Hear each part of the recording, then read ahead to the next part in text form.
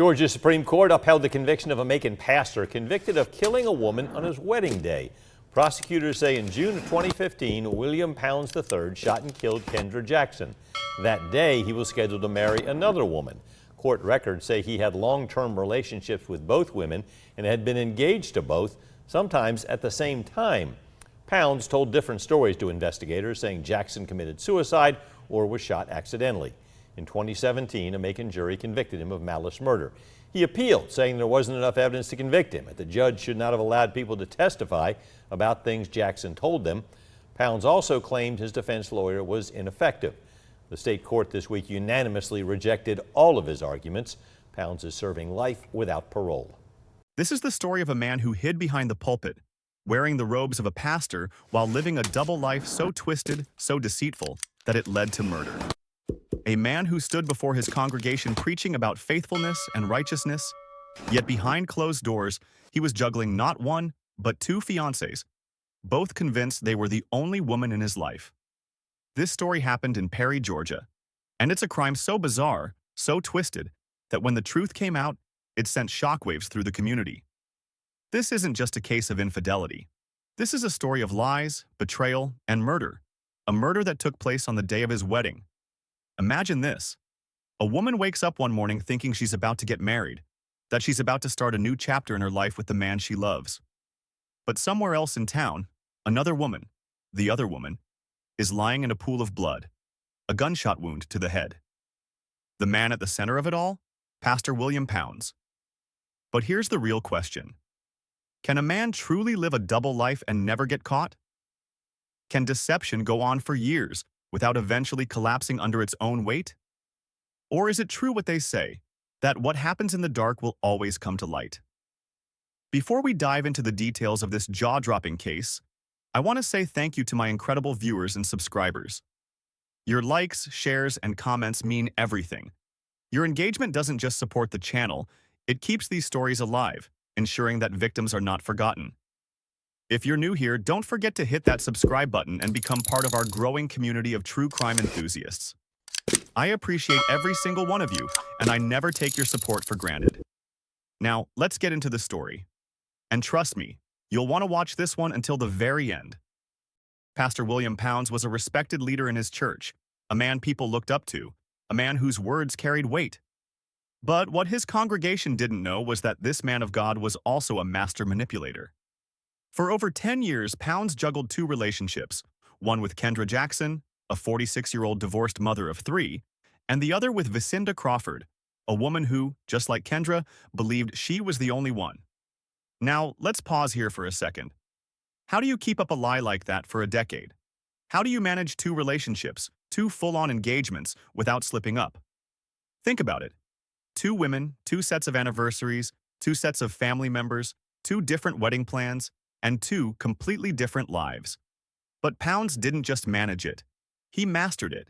He had a system.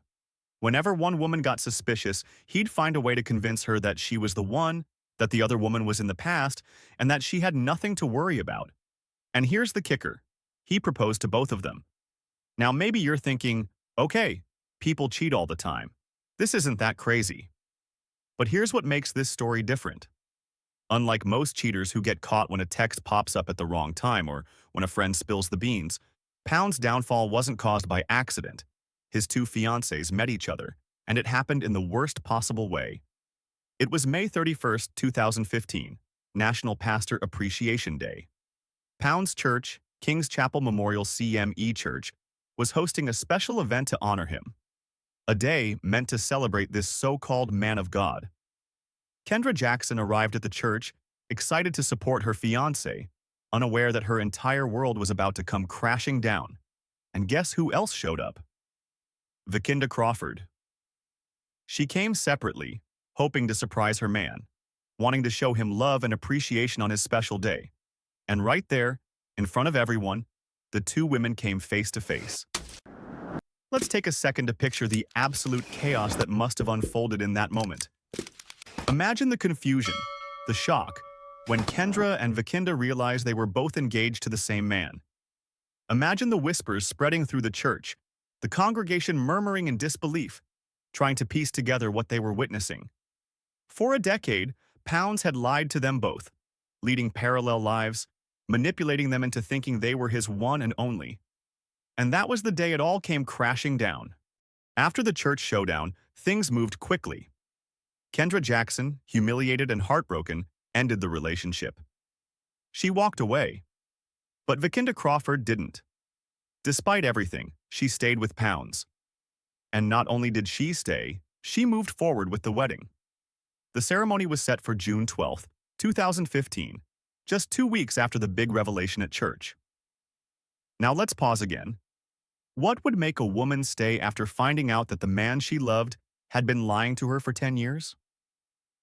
Some people say it was love, others say it was manipulation, and some believe it was desperation, not wanting to throw away 10 years of investment in a relationship. Whatever the reason, Vikinda Crawford made her choice. And Kendra Jackson? She was left devastated. She was supposed to be the bride, the woman walking down the aisle. Instead, she was replaced. But here's where things get dark. Less than 24 hours before the wedding, Kendra Jackson was found dead. Gunshot wound to the head. To everyone's surprise, the only person there when it happened was Pastor William Pounds. Now, Pounds had an explanation. He told police that Kendra was so distraught over his upcoming marriage to Vikinda that she grabbed his gun and shot herself. A suicide, he claimed. But investigators weren't buying it.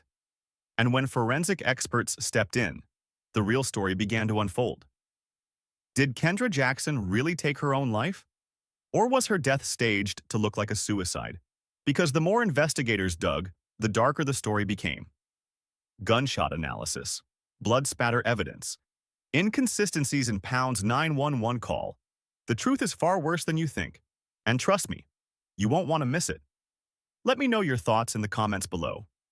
Could you ever imagine finding out on a random Sunday that your fiancé had another woman in his life? And more importantly, why do you think Vikinda Crawford stayed? Let's talk about it. If you are enjoying this story, please show us some love by subscribing to this channel. Like and share this video if you found it helpful. This is how you can support us in continuing to bring you more stories. So go ahead and hit that subscribe button now and turn on the notifications so you don't miss our next story. With that said, let's continue. June 11th, 2015, the night before what was supposed to be his wedding day, Pastor William Pounds stood in his bedroom, face to face with Kendra Jackson. But Kendra wasn't there to celebrate. She wasn't there to offer congratulations. She was there because she knew the truth, and the truth was dangerous. By this point, she had confronted him about his lies. She had walked away from him, humiliated after discovering that the man she loved had been playing her for a decade. But something brought her back that night. Some say she wanted closure. Others believe she wanted answers, or maybe even to warn Vikinda Crawford. What we do know is that she never walked out of that house alive. At some point that night, a gun was fired. A single bullet tore through Kendra Jackson's skull. And William Pounds, the only person in that house, picked up the phone and called 911.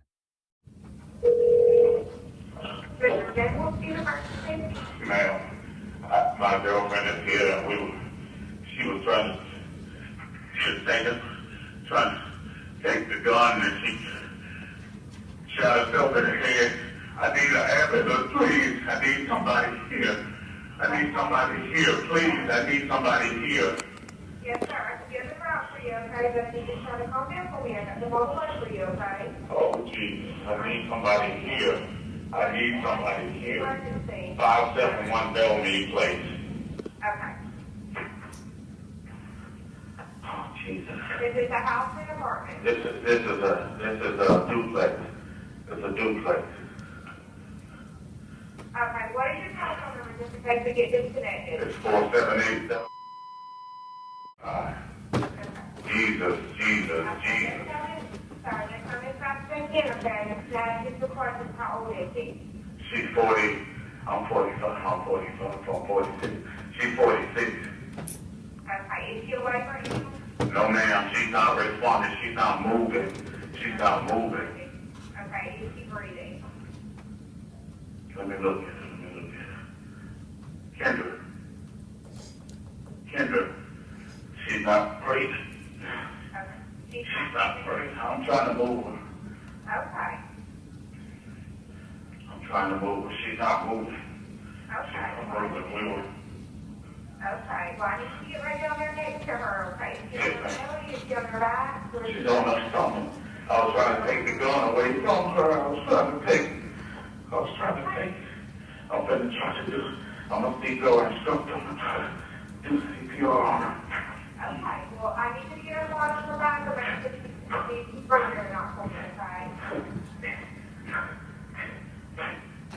I'm trying to do CPR. Okay. I'm in the military. I'm trying to do CPR on her.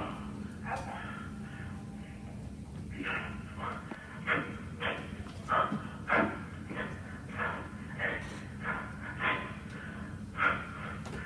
Right. 1, 2, 3, 4.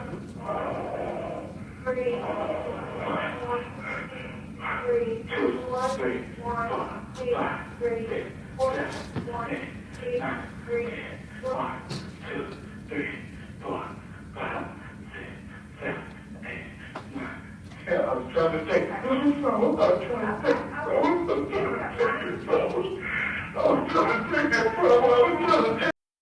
But here's where things start to unravel. When the 911 dispatcher answered, Pounds' voice was calm. Too calm. "My fiancée just shot herself," he said. Not screaming, not panicked, just stating it like a simple fact. But then his story shifted. At first, he said Kendra grabbed his gun from the dresser and shot herself in despair over his upcoming marriage. Then, a few minutes later, he changed his story, saying they had been wrestling over the gun when it went off. Later, when questioned by police, he changed it again, this time saying he wasn't even in the room when she shot herself. Now, let's be clear. You don't forget the details of a suicide happening right in front of you. But Pounds kept shifting the story as if he were testing out different versions to see which one would stick. When forensic investigators arrived, they immediately knew something wasn't right. Pounds had claimed Kendra shot herself, but the crime scene told a different story. The first red flag, there was no gunpowder residue on Kendra's hands. Second red flag, the gunshot trajectory. It was at an angle inconsistent with a self-inflicted wound. And then came the biggest red flag of all. Blood pattern analysis showed that Kendra had been lying face down for at least 10 minutes before Pounds called 911. Think about that. If your loved one accidentally shoots themselves, what do? You call for help immediately. You try to save them. But Pounds didn't. He let her bleed out, then moved her body, staged the scene, and only then did he make the call. At this point, investigators knew this wasn't a suicide. This was cold-blooded murder. It didn't take long for police to arrest Pounds and charge him with malice murder. His church, stunned, his congregation, betrayed, and Vicinda Crawford, the woman he was supposed to marry that day, nowhere to be found. When the case went to trial, prosecutors did not hold back. They exposed Pounds' lies, playing his 911 call in court, forcing the jury to listen to how his story kept changing. They brought in forensic experts who proved Kendra never held that gun. And they revealed how Pounds had physically abused Kendra before, how he had given her a black eye weeks before her death.